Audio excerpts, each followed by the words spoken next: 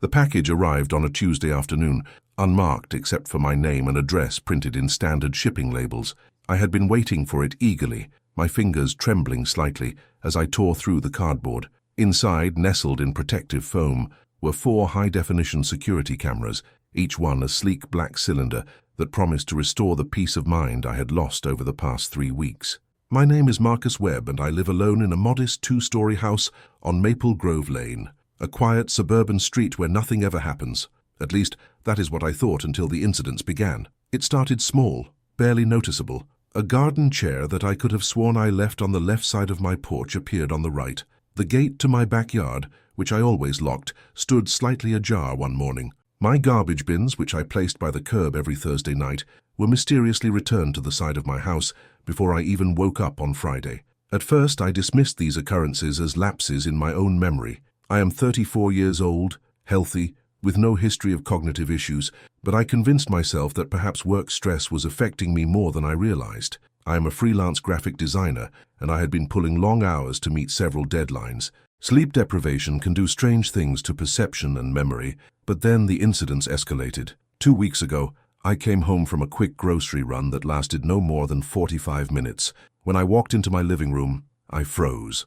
The couch cushions had been rearranged, not dramatically, not in a way that screamed intrusion, but subtly, precisely. The middle cushion, which I always kept slightly askew because of a stubborn spring underneath, sat perfectly aligned with the others. My coffee table book about Japanese architecture had been moved exactly 3 inches to the left. I measured it later, unable to shake the feeling that someone had been in my home. I checked every window, every door, every possible entry point. Nothing was broken, nothing was unlocked, nothing was missing. The police officer who responded to my call was polite but dismissive. Without evidence of forced entry or theft, there was little they could do. He suggested I might want to install security cameras, handed me his card, and left me standing in my violated living room with a growing sense of dread. That night, I barely slept. Every creak of the house settling, every whisper of wind against the windows, every distant sound from the street sent my heart racing. I kept a baseball bat beside my bed and my phone within arm's reach, but neither provided much comfort. When dawn finally broke, I immediately went online and ordered the most comprehensive home security system I could afford. Now, holding the first camera in my hands, I felt a wave of relief wash over me. These devices would be my eyes when I could not watch. They would record everything, capture any intrusion, provide the evidence I needed to prove I was not losing my mind. I spent the entire afternoon installing the system. The first camera went above my front door, angled to capture anyone approaching the porch and the street beyond. The second I mounted in the backyard, focused on the rear entrance and the tall wooden fence that separated my property from the dense woods behind the neighborhood. The third camera I positioned in my living room, disguised within a bookshelf, its lens barely visible among the spines of forgotten novels. The fourth, and perhaps most important, I installed in the hallway upstairs, where it could monitor the entrance to my bedroom and the spare room I used as an office.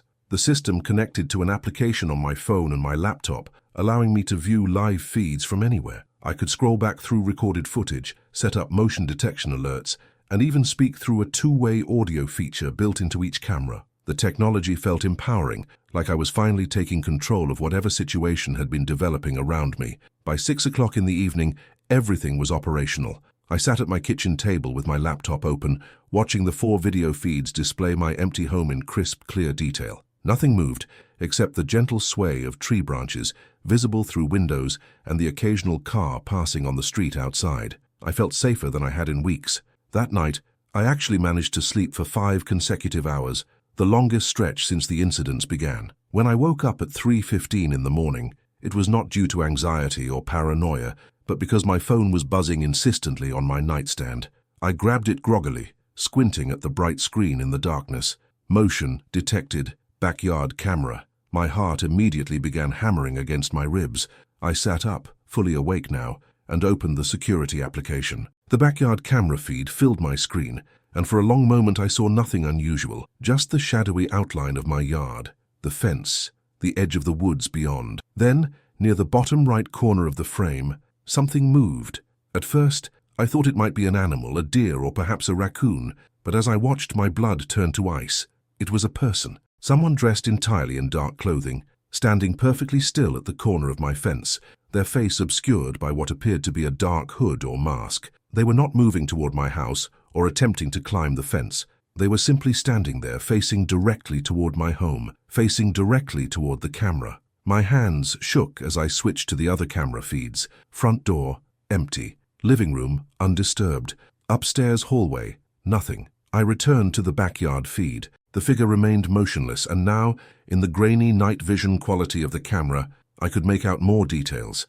They were holding something in their hands, something rectangular and dark. My mind raced through possibilities.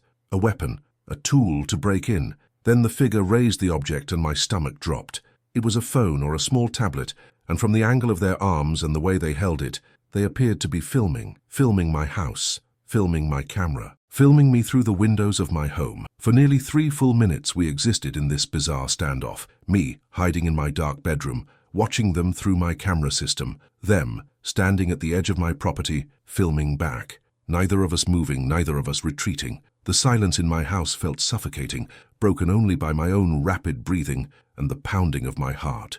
Then, just as suddenly as they had appeared, the figure lowered their device, turned, and walked calmly into the woods, disappearing among the trees as if they had never been there at all. I sat frozen in my bed for another 10 minutes before I could move. When I finally did, my first instinct was to call the police, but my hand hovered over the phone as doubt crept in. What would I tell them? That someone had stood at the edge of my property and filmed my house. That was not illegal. They had not trespassed, had not attempted to break in, had not even approached my home.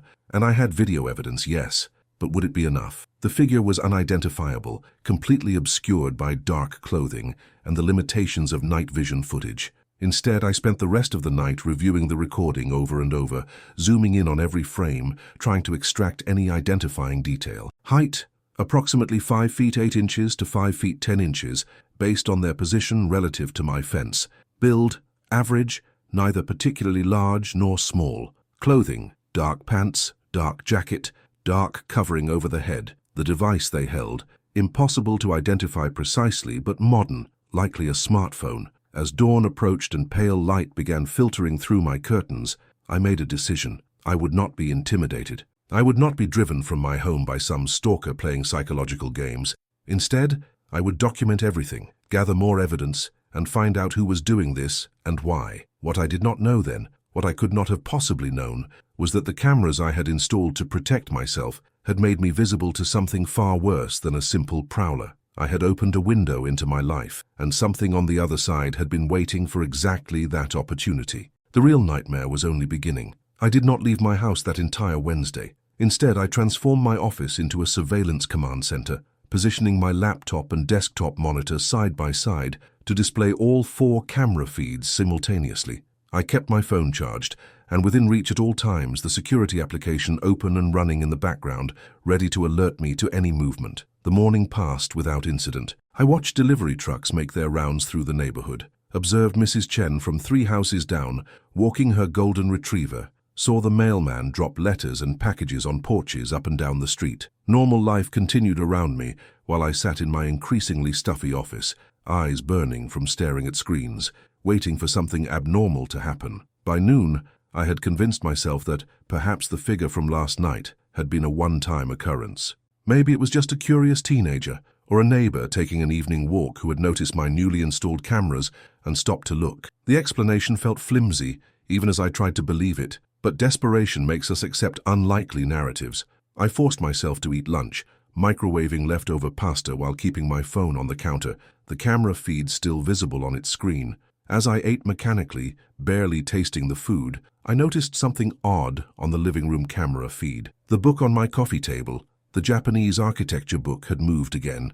I was certain I had left it centered on the table that morning. Now it sat at the edge, positioned at a precise 45-degree angle. My fork clattered against the plate. I had been watching the feeds all morning. I had not left the office except to use the bathroom twice and to come down to the kitchen just now. No alerts had been triggered. No motion had been detected, yet the book had definitely moved. I pulled up the recorded footage on my phone, scrolling back through the living room camera's timeline. I watched myself leave the room that morning at 7:23. The book sat centered on the table. I fast-forwarded through empty frames, watching the timestamp tick forward. 7:30, 8 o'clock, 9 o'clock, nothing changed. The book remained in place. Then, at 9:47, the video stuttered. It was barely noticeable, just a tiny skip in the footage, perhaps a quarter of a second. But when the video resumed, the book had moved. I replayed the section over and over, watching that infinitesimal gap in the recording. The timestamp showed no missing time. 9:47 and 12 seconds, 9:47 and 13 seconds, continuous.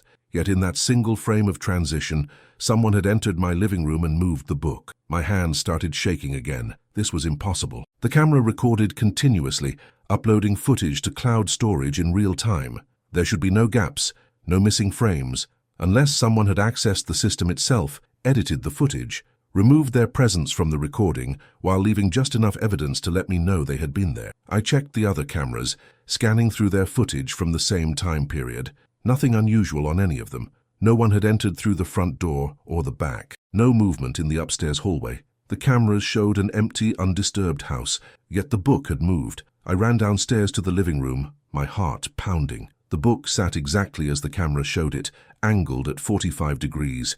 I picked it up with trembling hands, half expecting to find a note underneath, some message from my invisible tormentor. There was nothing, just the wooden surface of the coffee table, slightly dusty. That was when I noticed the dust itself, or rather, the lack of it. Around the book, the table showed a clear rectangular outline where dust had accumulated everywhere except where the book had been sitting, but that outline was centered on the table, matching where I had originally placed it. The book's current position, angled at the edge, sat on dusty wood. Someone had moved it recently, too recently for dust to have settled in its old position. I set the book down carefully and stepped back, scanning the room. Everything else appeared normal. The couch cushions remained as I had left them. The television remote sat on the arm of the recliner. The curtains hung undisturbed. But now the room felt contaminated, violated in a way that made my skin crawl. Someone had been in here, moving through my space while I sat upstairs watching cameras that somehow failed to capture them.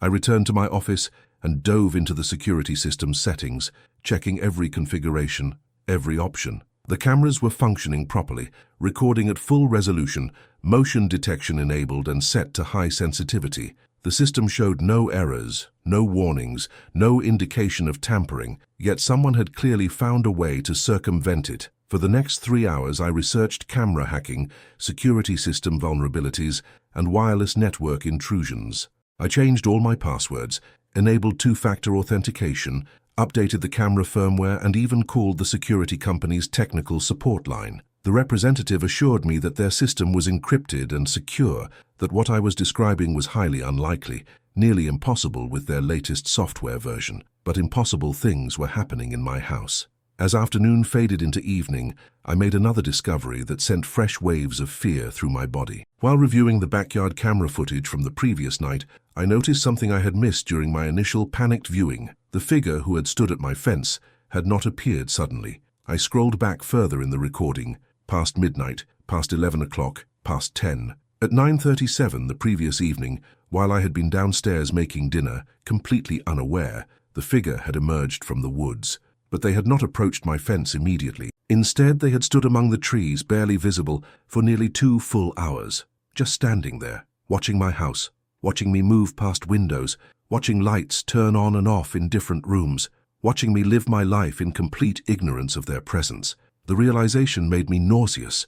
How many other times had they been there? How long had this been going on? The cameras had only been installed yesterday, but the incidents had started 3 weeks ago. Had someone been watching me this entire time, learning my routines, studying my habits, playing these psychological games for their own twisted amusement? I checked the current backyard feed. Empty. The woods stood dark and silent in the fading daylight. I switched between cameras compulsively, checking each feed every few minutes, looking for any sign of intrusion, any hint of movement. Darkness fell, and I turned on every light in the house, trying to push back the shadows that seemed to gather in corners and doorways. I knew I should eat dinner, but the thought of food made my stomach turn. Instead, I sat in my office, watching the cameras, waiting for something to happen. At 8:42 in the evening, my phone buzzed. Another motion alert, this time from the front door camera. I pulled up the feed with shaking hands, expecting to see the dark figure again. Instead, I saw something that made my blood run cold for an entirely different reason. A small cardboard box sat on my front porch, directly in front of my door. I had not heard a delivery truck, No doorbell had rung. I rewound the footage and watched a delivery driver in a standard brown uniform approach at 8:39, place the box carefully on the porch, and leave. Completely normal, except for one detail. I had not ordered anything. I stared at the box through the camera feed, my mind racing. It was small, perhaps 6 inches square, wrapped in plain brown paper with a shipping label facing away from the camera. There was no company logo visible, no indication of where it had come from or what it contained. Every instinct screamed at me not to open the door, not to touch that box. But I also knew I could not leave it there, could not spend the night wondering what was inside. I grabbed my phone and a flashlight, unlocked the front door and stood in the doorway looking down at the package. The shipping label was handwritten, my name and address in neat block letters. No return address, no tracking number, no company markings at all. I picked it up carefully, noting its light weight, perhaps only a few ounces. I shook it gently. Something shifted inside, a soft sliding sound, like paper or fabric. I brought it inside, locked the door behind me and carried it to my kitchen table. For several long minutes I simply stared at it, my hands flat on the table on either side of the box, my heart hammering against my ribs. Finally, I found scissors and carefully cut through the packing tape. Inside, nested in white tissue paper, was a flash drive, just a simple black USB drive, the kind you could buy at any electronics store. No label, no markings, completely anonymous. Attached to it with a small piece of tape was a folded note card. With trembling fingers I unfolded the card.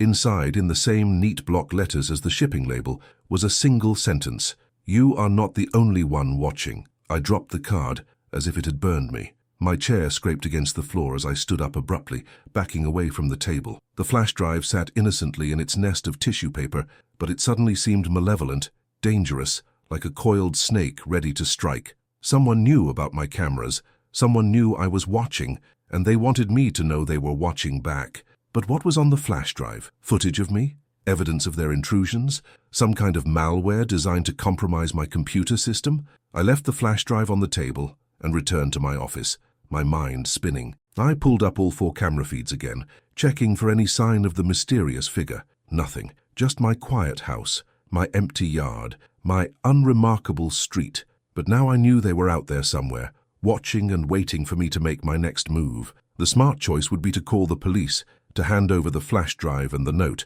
to let professionals handle this escalating situation. But some dark curiosity gnawed at me, a desperate need to understand what was happening, to know what information this person wanted me to see. I sat in my office for another hour, debating, while the flash drive waited in the kitchen like a ticking bomb. Finally, against every instinct of self-preservation, I made my decision. I would look at what was on the drive, but not on my main computer. I would use an old laptop, disconnected from the internet, isolated from my network. If it contained malware, at least it would be contained.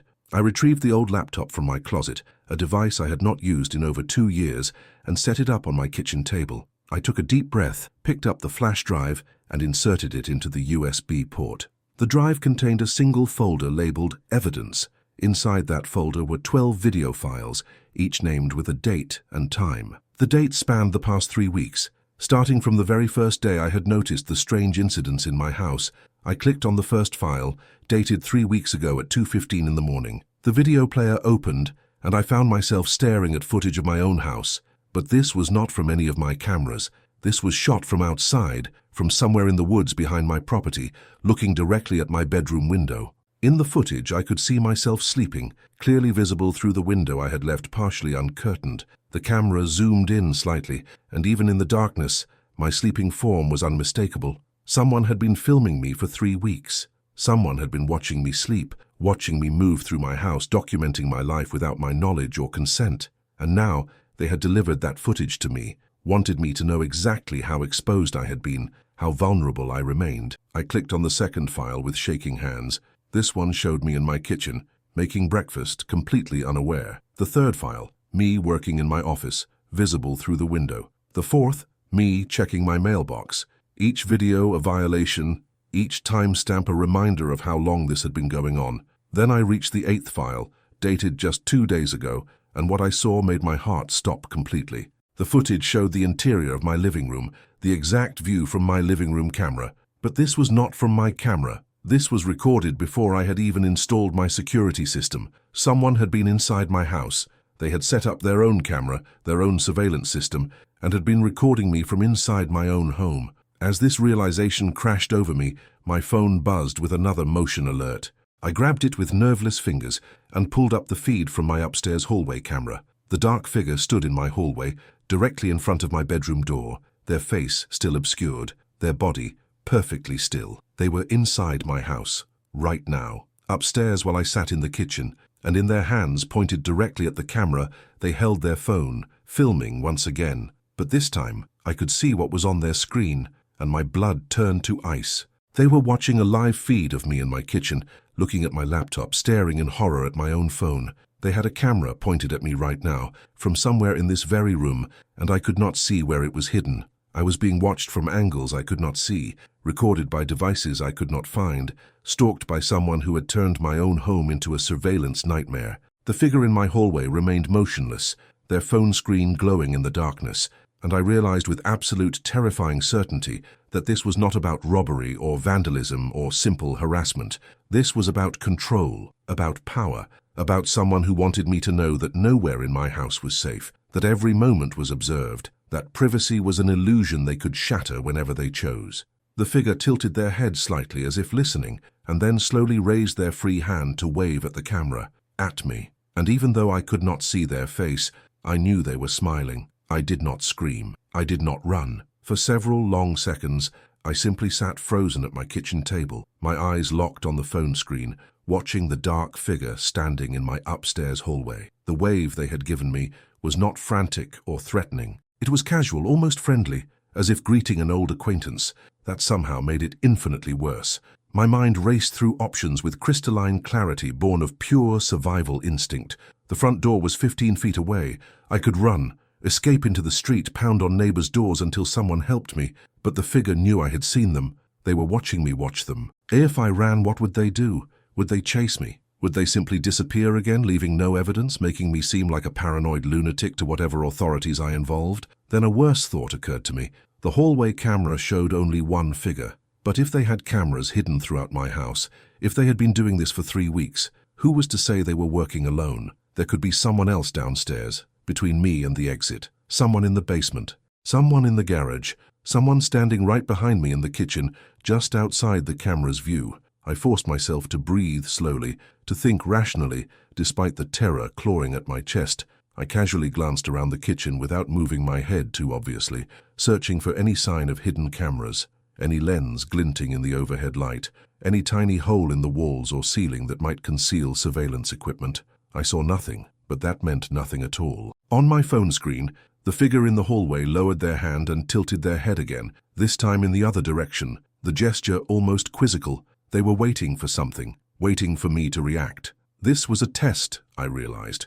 They wanted to see what I would do, how I would respond to the knowledge that they were inside my home. I made my decision. I stood up slowly, keeping my movements deliberate and calm, and walked toward the kitchen drawer where I kept my largest knife. I pulled it out and held it in my right hand, while keeping my phone in my left, the camera feed still visible. The figure in the hallway remained motionless, watching. I walked to the base of my stairs, every nerve in my body screaming at me to run the other direction. The staircase rose into darkness, the upper floor illuminated only by the dim glow of my bedroom nightlight. I could not see the figure from this angle, but I knew they could see me through whatever camera they had hidden down here. "I know you are up there," I called out, my voice steadier than I expected. "I have called the police. They are on their way." It was a lie, but perhaps a convincing one. I waited for a response, for movement, for anything. The house remained silent, except for the hammering of my own heart. I checked the phone. The hallway camera showed the figure still standing in the exact same position, but now their phone was lowered. They were no longer filming, or at least not obviously. Then my phone screen went black. Not dead, not powered off, but black, as if the application had crashed. I tapped frantically at it, trying to reload the security feeds. Nothing happened. The application was gone, simply vanished from my phone as if it had never been installed. I tried to open my browser to access the cloud storage directly, but my phone's internet connection had stopped working entirely. They had cut me off from my own surveillance system. I was blind now, unable to see where they were or what they were doing. The knife suddenly felt inadequate in my hand, a pathetic defense against someone who had demonstrated this level of technical sophistication. I backed away from the stairs, retreating toward the front door, keeping my eyes on the dark staircase. If they came down, I would see them. I would have a few seconds of warning. My free hand found the doorknob, twisted it, pulled. The door did not open. I looked down in confusion. The deadbolt was still unlocked from when I had brought in the package. The handle turned freely, but the door remained firmly closed, as if sealed shut. I pulled harder, putting my weight into it. Nothing. The door would not budge even a fraction of an inch. No, no, no, I muttered, dropping the knife to use both hands, yanking desperately at the door. It might as well have been welded into its frame. I ran to the kitchen, to the back door that led to my yard. It opened smoothly, and relief flooded through me for exactly 2 seconds. That was how long it took me to see what waited in my backyard. 6 figures stood in a perfect semicircle around my back door, all dressed in identical dark clothing, all with their faces obscured by black masks. In the illumination from my kitchen light, I could see that each one held a phone or camera pointed directly at me. They stood absolutely still, like statues, like mannequins arranged by some deranged artist. I slammed the door shut and locked it, my breath coming in short gasps now. I was surrounded. They were everywhere, front blocked, back blocked, and at least one more upstairs. 7 people minimum, maybe more, all coordinating this elaborate siege of my home. The lights went out. Every light in the house simultaneously died, plunging me into complete darkness. My kitchen, my living room, the glow from upstairs, everything gone in an instant. They had cut the power. I fumbled with my phone, using its dim screen as a flashlight, the meager illumination barely penetrating the blackness around me. Then I heard it. Footsteps on the stairs. Slow, deliberate, descending 1 step at a time. I pointed my phone toward the sound, but the light only reached a few feet into the darkness. I could not see the staircase from where I stood in the kitchen. The footsteps reached the bottom of the stairs and stopped. Silence filled the house, so complete I could hear my own pulse throbbing in my ears. I grabbed the knife again from where I had dropped it, holding it in front of me with a shaking hand. "What do you want?" I shouted into the darkness. "What do you want from me?" My voice echoed slightly in the empty house and faded into nothing. No response came, but I heard movement now, soft shuffling sounds from multiple directions. They were inside, all of them, or at least several, moving through my house in the darkness surrounding me. I backed against the kitchen counter, trying to keep all approaches in view, swinging my phone's light from side to side. Shadows moved at the edges of illumination, shapes that might have been people, or might have been my terrified imagination conjuring threats from nothing. Then a light appeared in my living room, not from my fixtures but from a phone or camera, a harsh white LED that clicked on and pointed directly at me. Then another light from the dining room, another from near the stairs, another from the hallway leading to the garage. Within seconds, I was illuminated from all sides by portable lights, standing in the center of a circle of observers, all filming me, all watching my fear. I could not see their faces behind the lights, could not make out any details except dark silhouettes. They said nothing, made no demands, simply watched and recorded as I stood there with my useless knife, my useless phone, trapped in my own home-turned prison. "Please," I said, hating the weakness in my voice, but unable to stop it. "Please just tell me what you want." One of the figures stepped forward slightly, close enough that their light no longer blinded me quite as much. I could make out more details now. Average height, average build, completely nondescript. They lowered their phone and pulled something from their pocket. For a terrifying moment I thought it might be a weapon, but instead they tossed something small onto the kitchen floor between us. It skittered across the tile and came to rest near my feet. Another flash drive. The figure raised their phone again, pointing it at me, waiting. The message was clear. They wanted me to pick it up, to see what was on it, to continue playing whatever game they had designed. I bent down slowly, never taking my eyes off the circle of figures, and retrieved the drive. "There is a laptop on the table behind you," a voice said from the darkness. It was electronically distorted, processed through some kind of voice modulator that made it impossible to determine gender or age. "Watch." I turned carefully, keeping the knife raised, and saw my old laptop still sitting where I had left it. The flash drive they had just given me looked identical to the first one. I backed toward the table, keeping the circle of figures in my peripheral vision, and inserted the drive into the laptop. Another folder, another collection of video files. But these were different. These were not surveillance footage of me. These were files labeled with names, first and last names, 12 of them total, all names I did not recognize. I clicked on the first one, labeled David Morrison. The video showed a house similar to mine, suburban, unremarkable. The camera angle suggested it was filmed from across the street or from nearby woods. As I watched, the footage fast-forwarded through what appeared to be days or weeks, showing a man coming and going, living his normal life. Then the video slowed to normal speed, focusing on the man's windows at night. I saw him inside his home, saw him install security cameras in various locations, saw him notice things being moved, saw the progression of his growing paranoia exactly as mine had developed. The video continued, showing dark figures appearing in his yard, standing in his surveillance feeds delivering packages. The video ended with the man sitting at a table, watching a laptop, his face illuminated by its glow. The camera slowly zoomed in on his expression of dawning horror, the exact same expression I knew must be on my face right now. Then the screen went black and text appeared. David Morrison, Ashland, Oregon, March 2023. Subject relocated. Game concluded. My hands were shaking so badly I could barely control the mouse, but I clicked on the second file. Jennifer Huang. The same pattern. A different person, a different house, but the identical progression. Surveillance, incidents, cameras, paranoia, revelation. The video ended with her fleeing her house in the middle of the night, getting into her car and driving away while dark figures filmed her departure. Jennifer Huang, Sacramento, California, July 2023. Subject relocated. Game concluded. I clicked through file after file, each one showing a different person, a different location, but always the same horrible pattern. 12 people before me, 12 victims of this elaborate psychological torture. Some had called the police who had found nothing. Some had fled. One had apparently sold their house and moved across the country. One had ended up hospitalized for a psychiatric evaluation. Each video ended with the same clinical notation. Subject name, location, date, outcome, like entries in some twisted research log. Like we were all experiments, rats in a maze designed by sadistic scientists. The final video was different.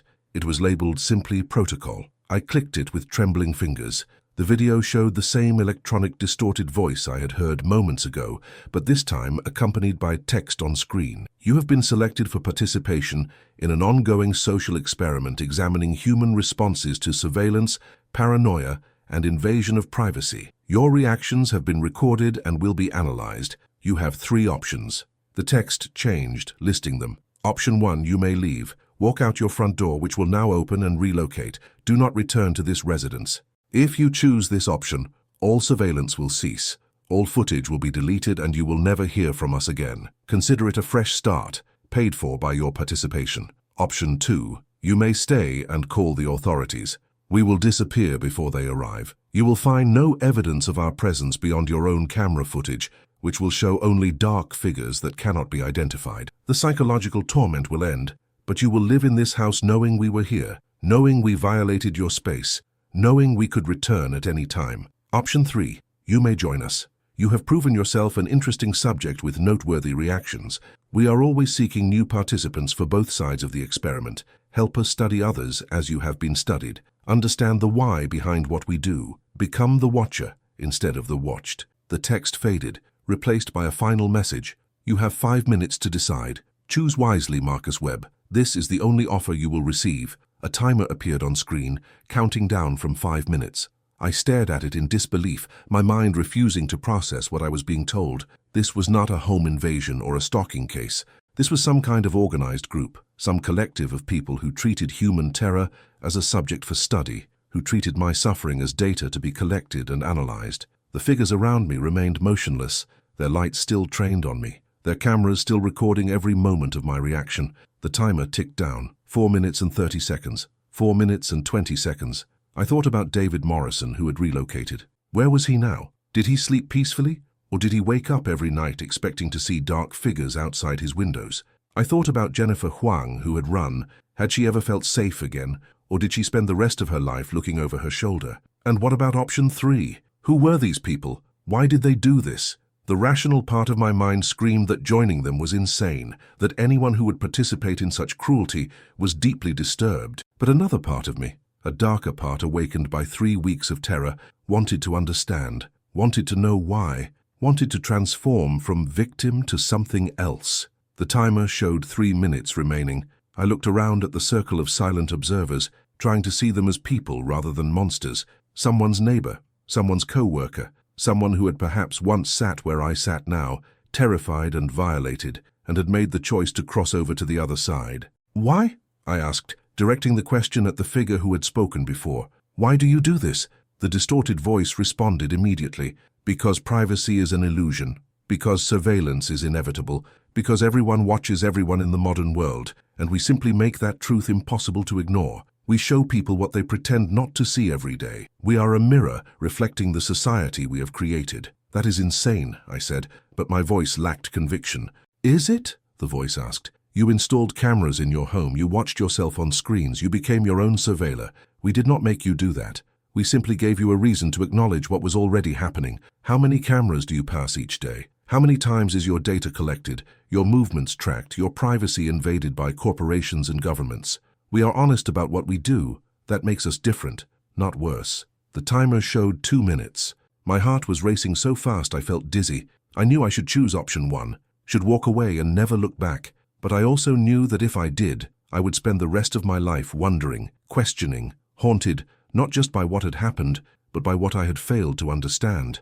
If I choose option 3, I said slowly, what happens?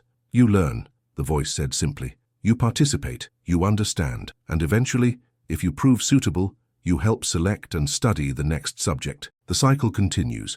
Knowledge is gained, society's comfortable lies are stripped away one person at a time. 1 minute remained, 60 seconds to make a choice that would define the rest of my life. Run, report, or join. Victim, witness, or perpetrator. I looked down at my phone, at the knife in my hand, at the laptop showing the countdown. 45 seconds.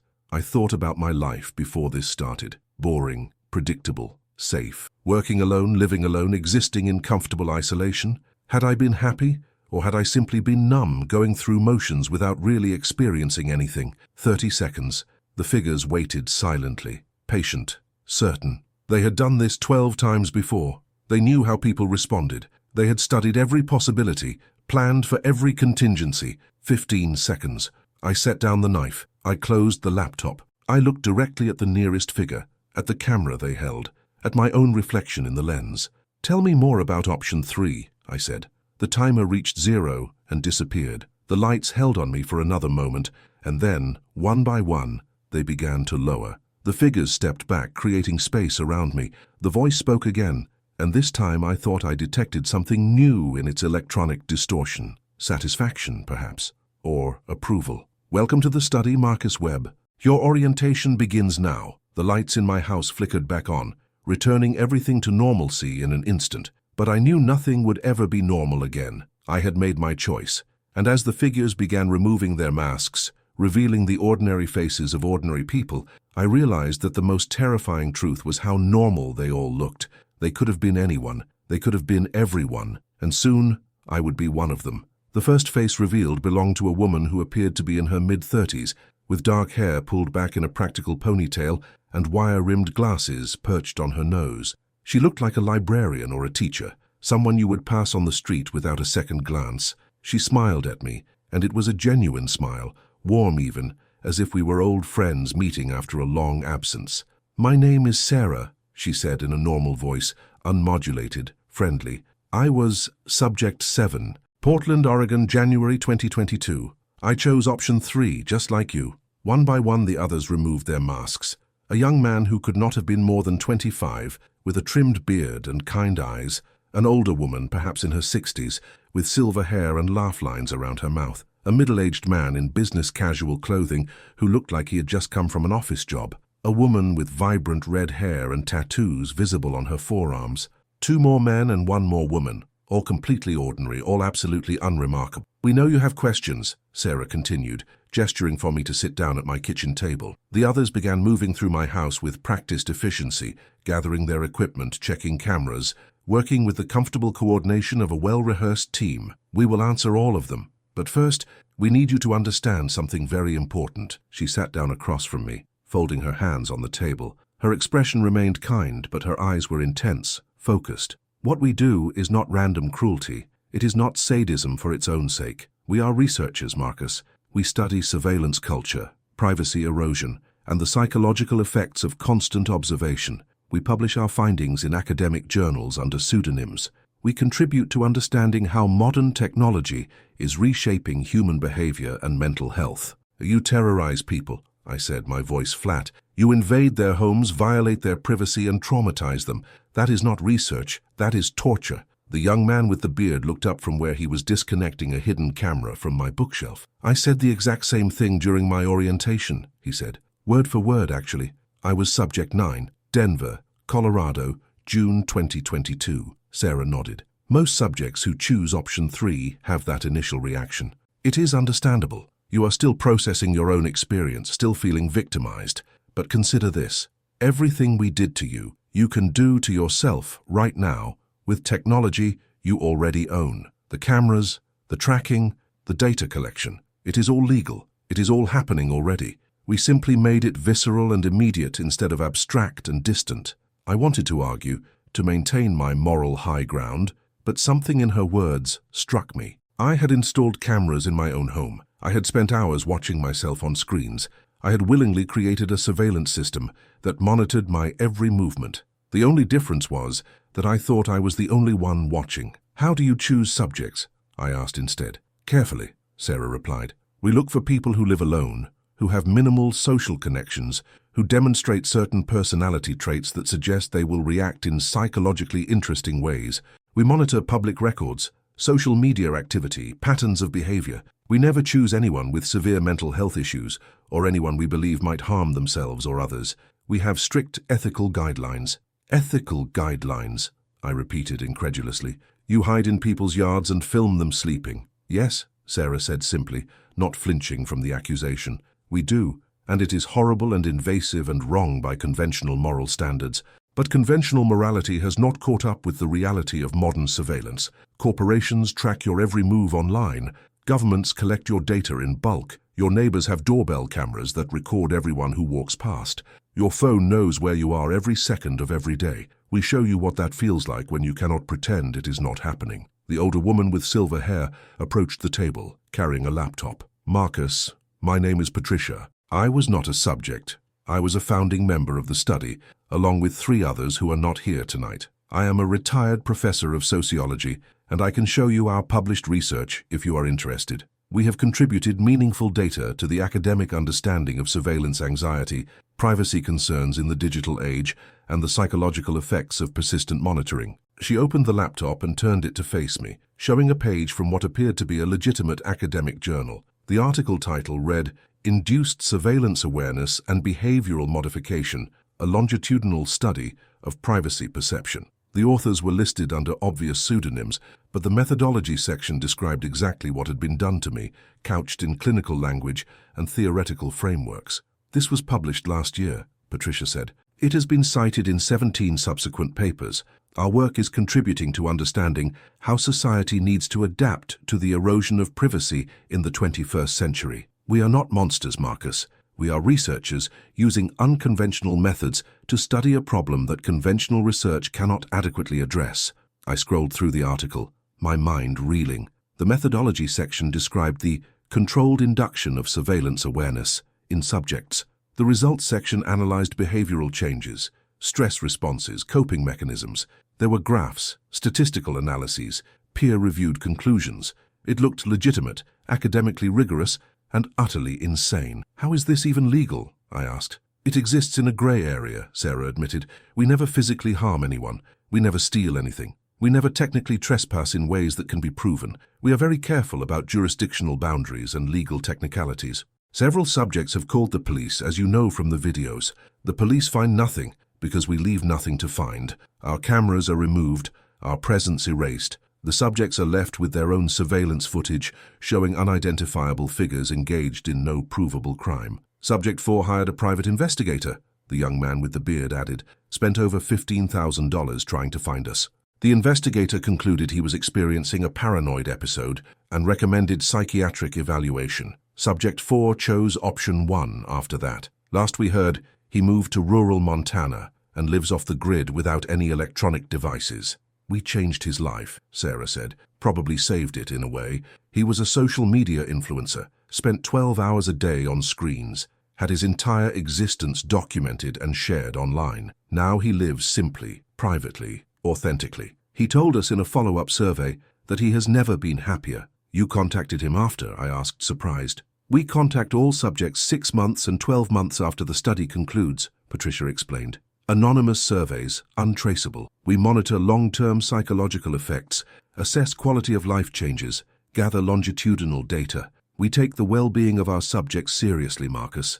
We are not cruel for cruelty's sake. I looked around at the group of people in my kitchen, all of them looking back at me with varying degrees of sympathy and expectation. They believed what they were saying. They genuinely saw themselves as researchers, as contributors to important social science, as people performing a necessary service by forcing confrontation with uncomfortable truths. "What happens now?" I asked. "If I agree to join, what is expected of me?" "Training first," Sarah said. "You will shadow us for the next subject, observe how we work, learn our protocols and safety measures.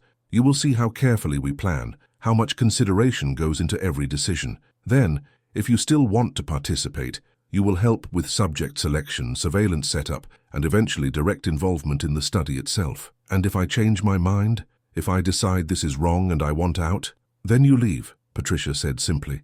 "We will ask you to sign a non-disclosure agreement with significant financial penalties for violation, because we do need to protect our work and our members, but you can walk away at any time." Several people who chose option 3 eventually decided it was not for them. "We hold no grudges.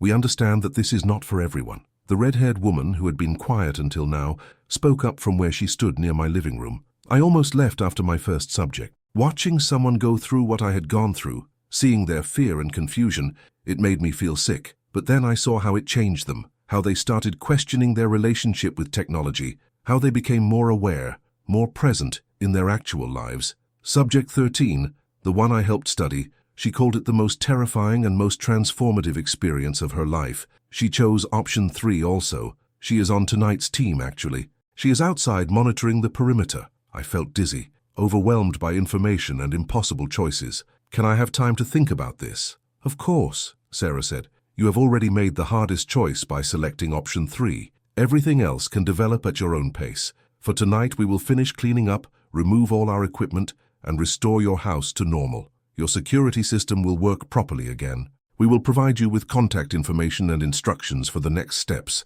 but there is no pressure, no timeline." She stood up and gestured to the others, who began working more quickly, efficiently dismantling whatever surveillance they had installed. I watched them work, noticing how professional they were, how methodical. They documented everything they did, photographed each location before and after, ensured no trace of their presence would remain. The young man with the beard approached me with a small box.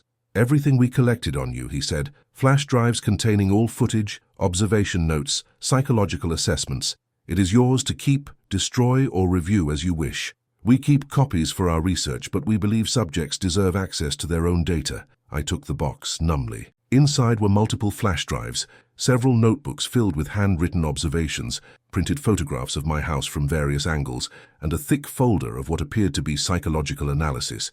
My entire ordeal, documented and analyzed like a laboratory experiment. "One more thing," Patricia said, handing me a business card. It was blank except for an email address and a phone number. "Contact us when you are ready, or do not contact us at all. The choice is genuinely yours, Marcus. We meant what we said about no pressure." Within 30 minutes they were gone. My house was restored to its original state. My security cameras were functioning normally, all evidence of their presence erased, as if they had never been there. I stood alone in my kitchen, holding the box of documentation about my own surveillance, trying to process everything that had happened. I opened my laptop and searched for the academic journal Patricia had shown me. It existed. The article existed. I found 3 other papers by the same pseudonymous authors, all dealing with surveillance, privacy, and psychological effects of monitoring. The research appeared legitimate, peer-reviewed, cited by other academics in the field. I spent the next 3 hours reading through the materials they had left me. The psychological assessment was disturbingly accurate, identifying personality traits and behavioral patterns I had never consciously acknowledged. The observation notes were detailed and clinical, describing my routines, my habits, my reactions to various stimuli. They knew me better than I knew myself, had studied me with an attention and focus that was simultaneously flattering and horrifying. As dawn began to break outside my windows, I found myself at my computer, staring at the blank email Patricia had provided. My fingers hovered over the keyboard, torn between disgust and curiosity, between conventional morality and the seductive appeal of understanding. I thought about David Morrison in Oregon and Jennifer Huang in California, and all the other subjects who had sat where I sat now, making impossible choices. I thought about Sarah and the young man, and all the others who had crossed over from victim to researcher, who had transformed their trauma into what they believed was meaningful work. Most of all, I thought about what Sarah had said, that everything they did to me I could do to myself, that surveillance was already happening, that privacy was already an illusion, that they had simply made me confront truths I normally ignored. My fingers began typing before I had consciously decided to do so. I want to learn more. When do we begin? I hit send before I could reconsider, before rational thought could override the dark curiosity that had been growing inside me since I first watched those videos. The email disappeared into the digital void, and I sat back in my chair, my heart pounding, wondering what I had just committed myself to. My phone buzzed less than 5 minutes later, a text from an unknown number. Welcome to the study. Subject 14 has been selected. Initial surveillance begins Monday. Meet us at the address below Saturday night for briefing and preparation. Bring the documentation box. Destroy nothing. An address followed, somewhere across town in what I knew was an industrial area. Then a final line. You have made an interesting choice, Marcus Webb. We look forward to working with you. Remember, once you see how the mechanism works, you can never unsee it. There is no going back from understanding. I looked around my house, at the security cameras I had installed, at the screens and devices that surrounded me, at the windows that suddenly seemed less like portals to the outside world and more like frames through which I was constantly being observed. Sarah was right.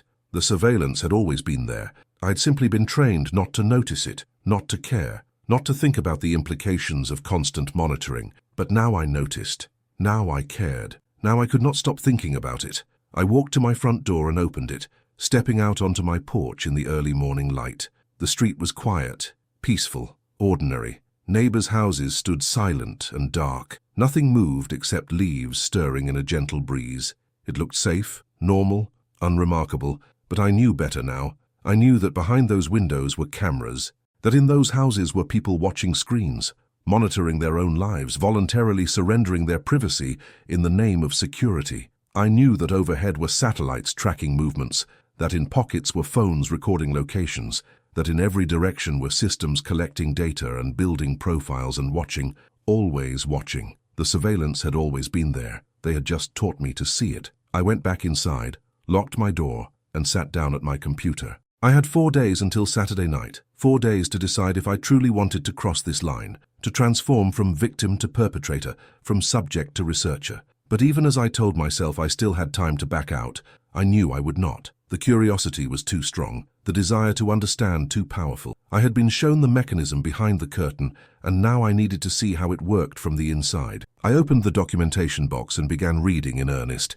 studying the methodology they had used on me, analyzing the psychological techniques and surveillance strategies. I had been a subject for 3 weeks. Now I would learn how to create subjects of my own. Somewhere in this city, Subject 14 was living their normal life, completely unaware that they had been selected. That observation had already begun, that their world was about to transform into a waking nightmare, carefully designed to teach them truths they did not want to know. And I would be there watching and documenting and analyzing, helping to orchestrate their terror in the name of research and understanding. The thought should have horrified me. Instead, I felt a strange sense of anticipation, of purpose, of belonging to something larger than myself. I had installed security cameras to feel safe. I had become the watched, desperately trying to identify the watchers. Now I would become a watcher myself, studying the watched, perpetuating the cycle. The surveillance never stops. It only changes hands. I looked at the camera mounted in the corner of my living room, at its lens pointing toward me, recording everything. I wondered if they were still watching, if someone on the other end was monitoring my reaction to this revelation, documenting my thoughts and feelings for their research. Then I realized it did not matter. Whether they were watching or not, I was performing for an invisible audience, just as I had been doing my entire life. We all were, every moment documented, every action recorded, every private thought made data to be collected and analyzed. The only difference was that now I knew. Now I understood. Now I was aware. And awareness, I was beginning to realize, was both the most liberating and most imprisoning thing a person could possess. I smiled at the camera, a small, knowing smile, and got up to make coffee. I had a lot to learn before Saturday night, and Subject 14 was not going to study themselves. The game was beginning again. This time, I would be playing on the other side. And somewhere in a house across town, someone was about to have the worst 3 weeks of their life, just as I had, just as we all must, to truly see. Leave your like. It's quick, free, and shows me I'm on the right path. Subscribe and turn on the bell to never miss our upcoming stories. Thank you for being here with me. See you in the next story.